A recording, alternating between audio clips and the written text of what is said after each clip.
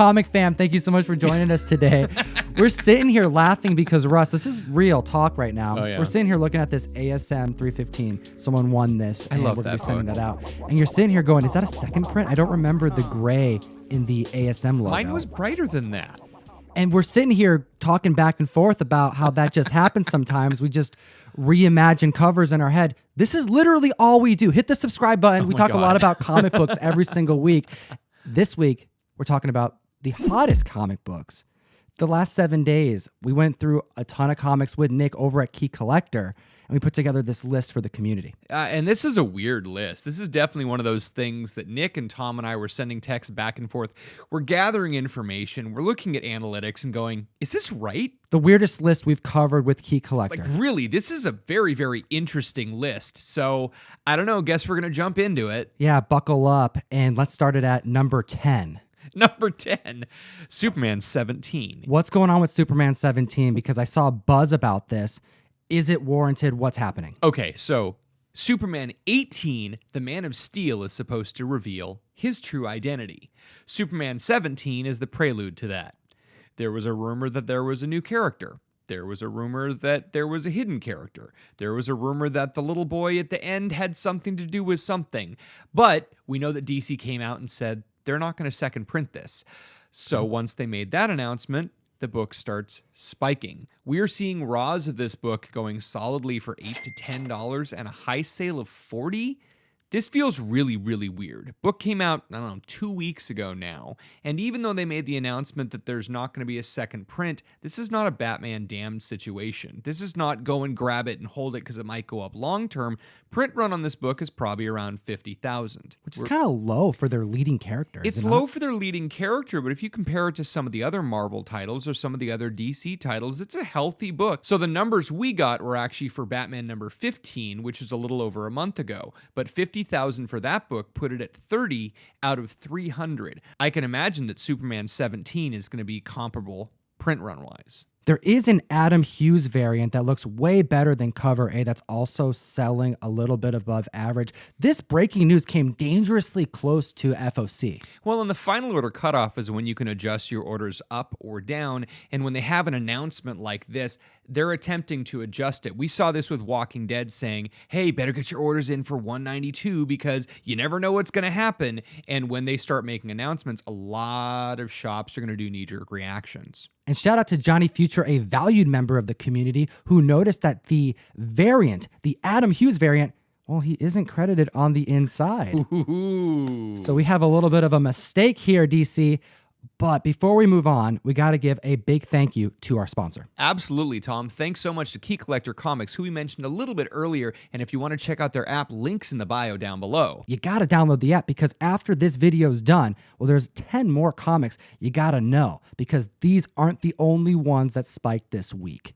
Here at number 9, we have one of my favorite artists of 2019. We have Mirka Endolfo, the variant of Heartbeat issue number 1. This was a 1 per store variant, was it not? It was. This was a surprise variant. And the original cover has kind of a white background, and it's got the girl sitting there. And then this was a little zombified, vampire-fied, it's a spooky version with a black variant. I didn't know I was going to get this. It was a secret variant and showed up in my box this week. A pleasant surprise. It was. Is it going to get graded? This one I'm absolutely going to get signed by Mirka, get it graded, and actually keep it in my personal collection. So average sales are hitting $30. We have a high sale at $70, which is really, really high. That's actually a little concerningly high. And it's weird because if you look at the high sales of 70, it's very clear that 2 of them are the same seller trying to relist an item, and the third one looks like a friend of that seller because they have a lot of the same items for sale. There were a couple solid sales at 50, and as normally happens, this comes out of the gate strong when you have a 1 per store or some type of variant. The market will fluctuate for a while. Right now, you see a lot of people listing them at around 20 or 25 just to get them sold while the hype is out there.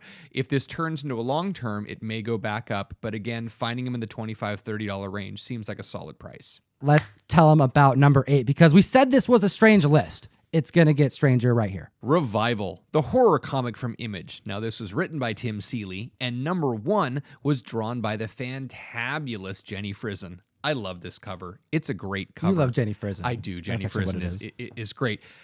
The standard covers First print is going for $20 solidly. Second and third prints are going between $10 and $15. I mean, you're seeing solid sales of number one, all of the prints.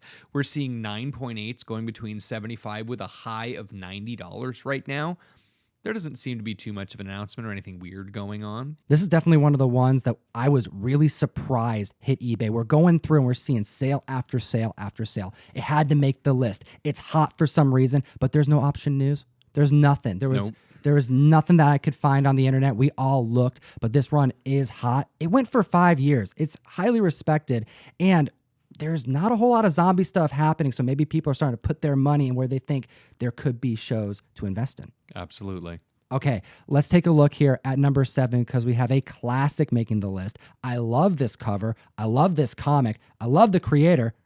We got Asagi Jimbo, issue number 6, the 1 in 25 variant. Now, the 1 in 25 variant, this is fantastic because it's a Jeff Darrow cover. And if you don't know much about Jeff Darrow and you like zombies and you like chainsaws, I recommend highly you checking out his Shaolin Cowboy. That is a fantastic run. Really, really cool stuff. Or even his Hard Boiled. That's a great one he did with Frank Miller a while ago. But this is actually a retelling. It's the 35th anniversary of Asagi Jimbo, and this is a retelling of Stan Sakai's first Asagi Jimbo story, The Goblin of Adachigahara. Say that 5 times fast. I know, Goblin of Adachigahara. So this is a Japanese folktale, and basically Adachigahara is a cannibalistic woman who's known to walk around with a knife and kill children. So interesting, but it's always great to see Stan Sakai bring out his Asagi Jimbo character and wrap him into these fantastic Japanese folk tales. And again, it was really cool to see them take this, but be able to watch him translate it so well into a comic book medium. This comic is going for $45 strong. Mm-hmm. It's selling out quick. It's well-deserved. I think it has room to grow. The cover's gorgeous. There's an awesome turtle and all these action shots. yeah. It's a wraparound cover.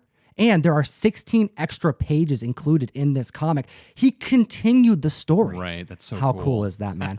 $45 strong. We're going to be watching this book. Number 6 on the list, we have Thor number 5, the J. Scott Campbell cover. All right. We saw an increase in copies sold of 1,400% in 7 days on this book. Now, clearly, the J. Scott Campbell cover doesn't need explanation for why this one is spiking over the cover A. Mm-hmm. J. Scott is always going to win that title if it's available in a variant. We're seeing $12 average sales for this comic with a height of $20. What's going on? There is some crazy Disney Plus news right now. Some speculation is happening here. We have word that Sophia DiMartino has been casted for the up-and-coming Loki show. Okay. But here's the thing.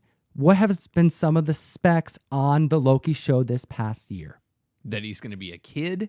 That's right. We know that we're going to see different renditions of Loki, and we also have potential of seeing a female version of Loki. With this actress being assigned to this series, it's got people looking at comic books to invest in.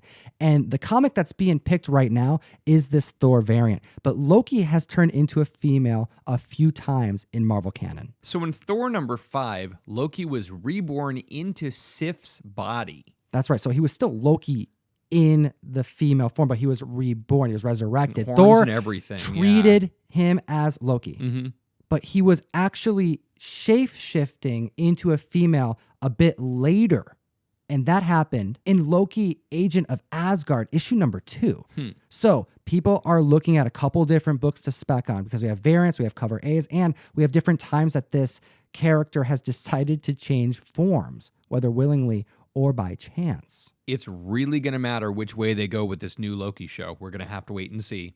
Number 5 on the list. I'm so stoked about this. We got Robocop number 1. What's going on, Russ? Wow, Robocop. That is a part of my childhood that I was not allowed to watch. I love Robocop, dude. Again, the new Robocop I really enjoyed. Once I was adult enough to be allowed to pull the VHS tape and watch the original Robocop, oh yes, it was a very, very good movie. Gritty, dark, awesome. So Robocop number 1, coming in at number 5, we have raw sales for $12 and high sales of $28. Have you noticed a pattern here? A lot of these high sales are not graded books on the list, and this is repeating the trend. $28 for a high sale of a not graded Robocop number 1. This is the key alert that I got this week. It says that THR reports that Robocop Returns is moving forward as a direct sequel to the original. Now, Halloween recently did this, their last adaptation. It was a direct sequel to the first movie, just taking place years and years after. Blade Runner did it as well. Right? So it looks like we have a franchise that may be back and it's got people interested in the comics again. Awesome. And if I recall, this one's a little bit oversized. I haven't seen one in a while. Number 4 this week, this is a shocker for me. Dark Horse presents the 5th anniversary edition. I'm surprised you didn't know it. We're doing a giveaway. Comment down below. We do a lot of giveaways on this show. Now, this is great. This is almost a graphic novel-sized book, but it is the first appearance of Marv from Sin City, and as a matter of fact, all of the Sin City. It's Sin City Part 1. Now, I should have known better, because I've had runs of Dark Horse Presents come to the shop multiple times, and you start looking at the numbers in the 50s and 60s, and it's Sin City Part 2, 3, 4, 5, 6, 7. There's the death of Marv, and there's all of these other things, and A Dame to Kill For. And eventually Frank Miller ends up taking these comics and making their own little Sin City miniseries, and then he writes 1,000 issues. And so this is the first appearance of Sin City. I don't think I've ever owned one of these. This is crazy. And Tom tells me he's been buying and selling them for years, so I'm out of the loop. Yeah, a lot of people miss out on this because it's a trade. Yeah, they typically go for like $4 to $5 at conventions because it does say it down here, Sin City, and it's at the very, very bottom. And I love that Martha list. Washington is on the cover too. That's fantastic. Well, we have word of Sin City being picked up for a possible show and or animation. So that could be pretty cool. Okay, absolutely. Some Sin City love coming out. And we're seeing prices here, $15 average sales with highs of $30. But an 1,100% spike in sales in the last week shows you that there is really some movement with this book. At the list of number 3, we have JSA Allstars, issue number 4. But I'm holding number 3 up. Number 4. This comic is when Star Spangled Kid becomes Star Girl. And why are we talking about Star Girl right now? Because we talked about her a couple times over this last year. There's a handful of characters that have jumped back up on this list when they were on spec radar a while ago. Right. And then they kind of cooled off and now they're spiking up again, but for other reasons. I think we got to pay attention to some of these. And this one in particular seeing some pretty big gains. Well, we had heard that Star and Stripe was supposed to have a show a while ago, and all of that information has cooled down. But this book is moving again, and we are seeing Raws going for $12 with a high sale of $20. 900% increase in copies sold in 7 days after Crisis of Infinite Earths, the event that's happening on the CW, has decided to showcase this character and give her her own spin-off series. All right. All right. And it looks like we're going to be seeing filming of that early next year, and we got a slate of JSA characters that are going to get their time in the light. I mean, we haven't seen some of these characters since Smallville. We can only hope we see Dr. Midnight and some Starman. I would be really, really excited about that. Another one I'm actually excited about, number 2 on the list, Renfield. This is interesting. No, it was a miniseries from 1994. Image even did a reprinting of this. Well, this is Dracula's henchman, basically. Is that a good way to describe it? Absolutely. Yeah. Well, this book, average raw, $3, high sales, $20, but there's an announcement that there may very well be a Renfield movie on its way. Now, this may seem out of left field, a henchman to Dracula, but this is a character that first, as a character study, the actors that have played him in past roles are infamous. Okay.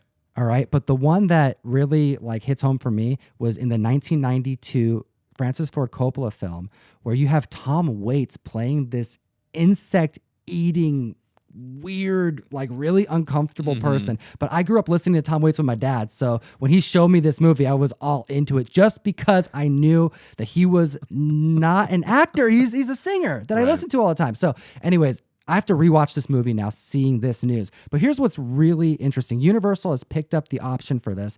They have been trying to bring their like monster universe to the screen. And after the failure of The Mummy back in 2017, we all thought this was just not happening, that they were going to just put everything into the garbage, basically. But we just saw the trailer drop for The Invisible Man.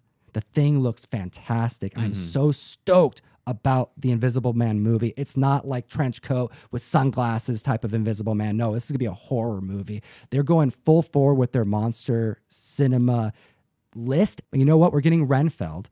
And what's even crazier is that the script is by the creators of Rick and Morty, and pitch was done by Robert Kirkman. Wow, Tom, there's an incredible amount of great names on the list, and I, for one, am definitely excited. All right, so I brought up Robert Kirkman. I do have an ASM 100 here. What is in that Walking Dead store folio, Russ? Well, you know what? We have finally made an announcement about December's Mystery Mail call book, and it is going to be a Walking Dead #1 first print that is actually signed by Robert Kirkman and Tony Moore. That's right. We have 2 big books going out into our comic book subscription service, the Mystery Mail called. The link is in the bio. To get comic books from us, we mail them to you monthly. We send some big books, and we also put an exclusive in every single box. And this month's exclusive is courtesy of Scout Comics. We're doing Metal Shark, bro. And I've had a lot of fun asking members of the show to describe what the book is about. Russ, what is Metal Shark Bro about? Well, imagine a shark with zinc on his nose in the mid-'80s. He'd probably be friends with, Sean Penn, Fast Times at Ridgemont High. I mean, he's a metal shark, bro. Come on, man. He accidentally eats a Satan worshiper and gets turned into a shark person hybrid. Why?